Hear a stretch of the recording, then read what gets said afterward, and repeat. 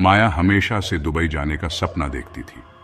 वहां की चमचमाती गगनचुंबी इमारतें, ऐश्वर्यपूर्ण जीवन शैली और एक नए शुरुआत का वादा, यह सब उसे खींचता था। जब उसे एक प्रसिद्ध मार्केटिंग फर्म में एक बेहतरीन नौकरी मिली तो ऐसा लगा जैसे सब कुछ सही रास्ते पर आ गया हो। उसने जल्दी से अपना बैग पैक किया और फ्लाइट बुक कर ली। एक नई शुरुआत की एक्साइटमेंट ने किसी भी संकोच को दूर कर दिया।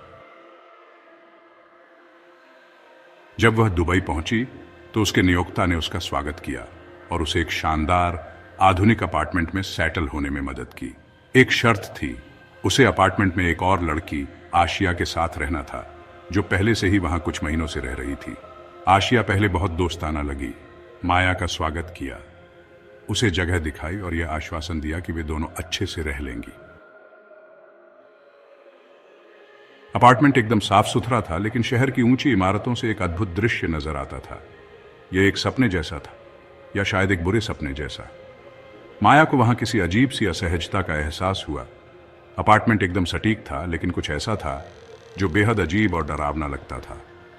हर रात वहां एक अजीब सी चुप्प थी, जैसे कोई छुप कर देख रहा हो। रात में माया ने आशिया के कमरे से कुछ अजीब सी गुर्राहट और डरावनी बड़बड़ाहट की आवाजें सुनी।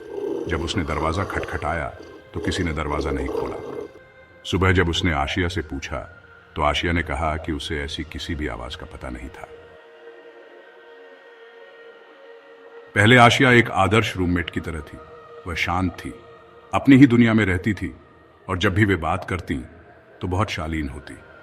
वे कभी कभी साथ में डिनर करती, और हालांकि माया को कभी कभी ऐसा लगता था कि आशिया उसकी ओर बहुत गहरे ध्यान से देखती है, वह इसे नजरअंदाज कर देती थी। लेकिन फिर कुछ बदलाव आने लगे। माया, आशिया तुम ठीक हो? आशिया, हाँ मैं ठीक हूं, बस थक गई हूं, तुम जानती हो आज बहुत लंबा दिन था।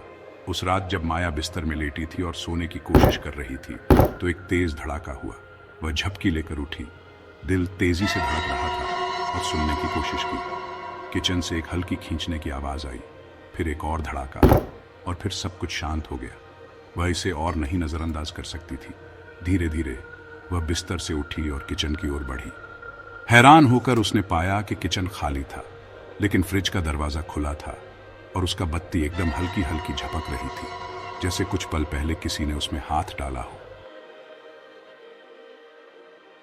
अगली सुबह माया ने ऑफिस में आशिया के बारे में पूछताछ की, और जल्दी ही उसे कुछ ऐसे रहस्यमय किस्से पता चले जो उसने कभी नहीं सोचे थे।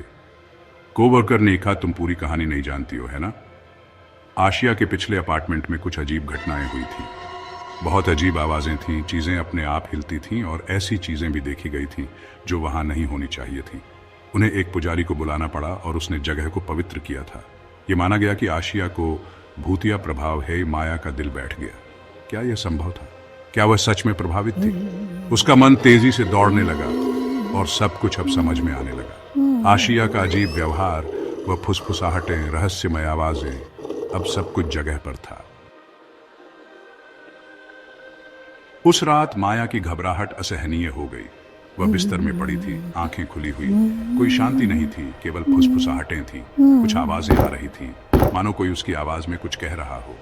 अगली सुबह माया ने देखा कि उसके पीठ पर जलन हो रही थी। उसने शीशे में देखा और चौंक गई। उसकी पीठ पर नाखूनों के निशान थे, और अब वह और भी डर गई थी। उसने फैसला किया कि वह अपार्टमेंट छोड़ देगी। वह किसी भी कीमत पर दूसरा जगह ढूंढेगी। लेकिन इससे पहले कि वह कुछ कर सके, उसने गलियारे में बातचीत सुनी। आशिया अपना सामान पैक कर रही थी और नौकरी छोड़ रही थी।